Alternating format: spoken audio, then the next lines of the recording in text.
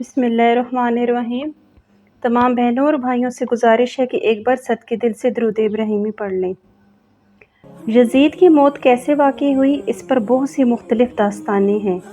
واقعہ کربلا کے کچھ ہی دنوں کے بعد یزید ایک ہلاکت خیز اور انتہائی موذی مرض میں مبتلا ہوا۔ پیٹ کے درد اور آنتوں کے زخموں کی ٹیس یعنی کہ اس تکلیف سے وہ بے آبو اور بے تاب، جس طرح مچھلی پانی کے بغیر تڑپتی ہے اس طرح تڑپتا رہتا تھا۔ حمص میں جب اسے اپنی موت کا یقین ہو گیا تو اپنے بڑے لڑکے معاویہ بن یزید کو بستر مرگ پر بلایا اور امور سلطنت کے بارے میں کچھ کہنا ہی چاہتا تھا کہ بے ساختہ بیٹے کے منہ سے چیخ نکلی اور نہایت ذلت اور حقارت کے ساتھ یہ کہتے ہوئے باپ کی پیشکش کو ٹھکرا دیا کہ جس تاج و تخت پر آل رسول کے خون کے دبے ہیں میں اسے ہرگز قبول نہیں کر سکتا۔ خدا اس منحوس سلطنت کی وراثت سے مجھے محروم رکھے جس کی بنیادیں نواسۂ رسول کے خون پر رکھی گئی ہیں۔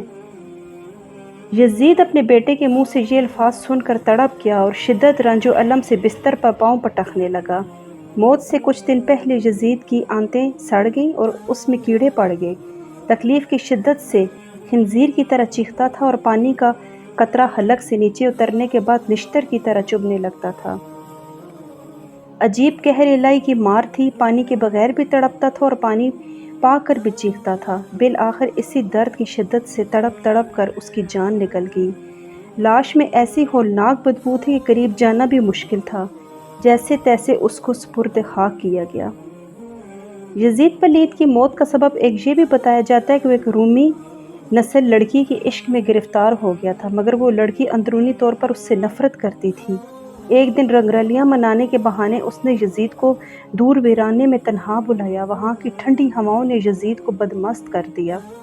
اس دوشیزہ نے یہ کہتے ہوئے کہ جو بے غیرت و نابکار اپنے نبی کے نواسے کا غدار ہو وہ میرا کب وفادار ہو سکتا ہے، خنجر آبدار کے پہ تر پہ وار کر کے چیر پھاڑ کر اس کو وہیں پھینک دیا۔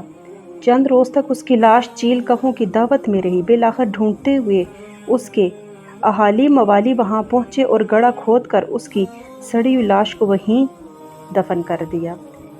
یزید پلید ملعون کی موت کی ایک روایت یہ بھی ہے کہ بلازری نے ایک شامی بوڑھے سے یزید کی موت کے سبب کے بارے میں لکھا ہے کہ ایک دن یزید نے اپنے بندر کو وحشی خچر کی پشت پر بٹھایا اور خود بھی ایسی حالت میں کہ مست اور مدہوش تھا اس کے پیچھے دوڑنا شروع کر دیا کہ اچانک زمین پر گرا، گردن ٹوٹ گئی اور پھر کھڑا نہیں ہو پایا۔